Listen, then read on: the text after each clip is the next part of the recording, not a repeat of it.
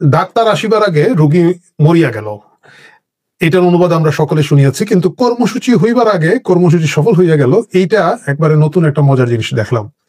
এই ভিডিওটা যখন আপনারা দেখছেন 13 নভেম্বর সকালে, আমি নিশ্চিত যে ঢাকা লকডাউন কর্মসূচি যতটুকু এখন পর্যন্ত দেখলাম, ইংল্যান্ডে গভীর রাত, বাংলাদেশে ভোর, সেটা প্রায় সফল হয়ে গিয়েছে 12 তারিখ থেকে। অধিকাংশ শিক্ষা প্রতিষ্ঠান, স্কুলগুলো বন্ধ দিয়ে দিয়েছে। বিশেষ করে অনেকগুলো বিশ্ববিদ্যালয়, কলেজ, এগুলোকে আমরা দেখলাম যে বন্ধ ঘোষণা করা হয়েছে বা অনলাইনে ক্লাসের কথা বলা হয়েছে। কিছু কিছু জায়গায় আবার প্রেশার দিয়ে নাকি ফেরত দেওয়ার চেষ্টা করা হয়েছে, এবং তারা বিশ্ববিদ্যালয় খোলা রাখলেও বাস চালাবে না বলে দিয়েছে। এই যে লকডাউনের একটা লক্ষণ, আমি নিশ্চিত এখন যখন এই ভিডিওটা আপনারা দেখছেন সকালবেলা, তখন ঢাকা শহরে যানবাহন, বিশেষ করে প্রাইভেট যানবাহনের সংখ্যা অনেক কমে গেছে বা কমে যাওয়ার কথা। এইটা কেন ঘটলো? মানে আওয়ামী লীগ হঠাৎ করে ক্ষমতাচ্যুতির মাত্র কিছুদিন পরে, যেখানে অনেক বড় বড় কুতুবরা বলেছিলেন যে আওয়ামী লীগের লাগতে 20 বছর লাগবে, পুরো আওয়ামী লীগ লাগতে 100 বছর লাগবে, এর মধ্যে পালিয়ে যাবে, এই হবে সেই হবে, সেই আওয়ামী লীগ যাদের দলীয় নেতা কর্মীর একেবারে মানে ছত্রখান অবস্থা, হয় জেলের মধ্যে নাইলে পালিয়ে আছে দেশ এবং দেশের বাইরে, তারা একটা কর্মসূচি ডাকলো এবং সেই কর্মসূচিকে ঘিরে এইরকম একটা ভয়াল অবস্থা তৈরি করে এই যে প্রোগ্রামটা সাকসেস হয়ে গেল। ভাই স্বীকার করতে হবে, এটা হয়ে গেছে, এটা আমরা কেউ চাই নাই, কিন্তু হয়ে গেছে, এটা সাকসেসফুল হয়ে গেল। এটার পিছনে আসলে কার সাফল্য? কাকে আমরা এর জন্য অভিনন্দন জানাবো?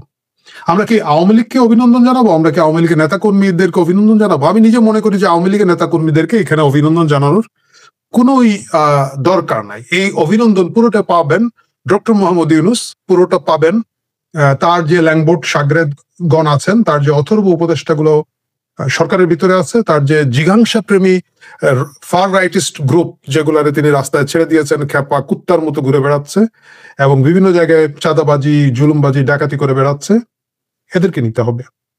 কারণ গণপ্রতিরোধ, জনপ্রতিরোধ ছাড়া কোন ধরনের রাজনৈতিক কর্মসূচিকে আপনি আটকে রাখতে পারবেন না। কিন্তু এইবার যেটা দেখলাম আমি, আমার কাছে মনে হয়েছে যতটুকু সোশ্যাল মিডিয়া এবং অন্যান্য যোগাযোগ মাধ্যমে আমার ব্যক্তিগত যোগাযোগের মাধ্যমে দেখলাম যে মানুষজন এক ধরনের এই মুডে চলে গেছে যে ভালো হয়েছে তুই মারা খা। মানে এই মারা খাটা ইউনূস এবং ইউনূসের সাগ্রাদদের উপরে দেওয়ার জন্য পাবলিক বসা। এবং আপনারা দেখবেন একেবারে উগ্র ফার রাইটিস্ট গ্রুপের কিছু লোকজন, তারা মানে জামাত শিবির সহ, তারা তাদের লাঠি সোটা এবং ক্রিকেট ব্যাট, ক্রিকেট বল নিয়ে রাস্তায় টহল দিয়ে বেড়াচ্ছে।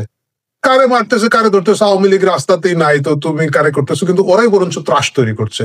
আর দ্বিতীয় হচ্ছে আমাদের ফুকলাতে তো বাবুতা, ফুকলা বাবু, বাবুতা আপনারা চিনেন না?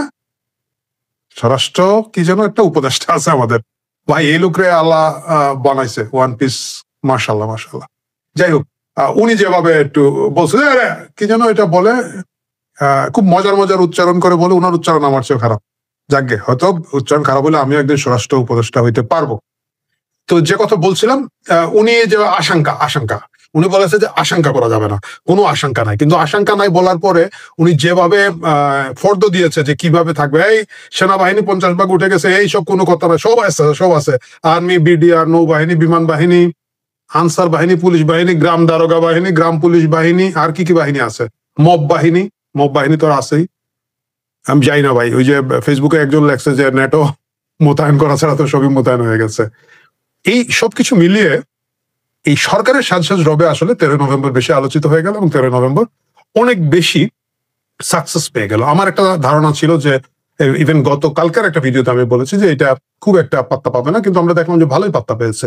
এখানে কিছু জিনিস আওয়ামী লীগের নেতা কর্মীরা বেশ সাহসের সাথে করেছেন, যদিও তারা বলবেন যে তারা করেন নাই, আমার ধারণা তারা করেছেন।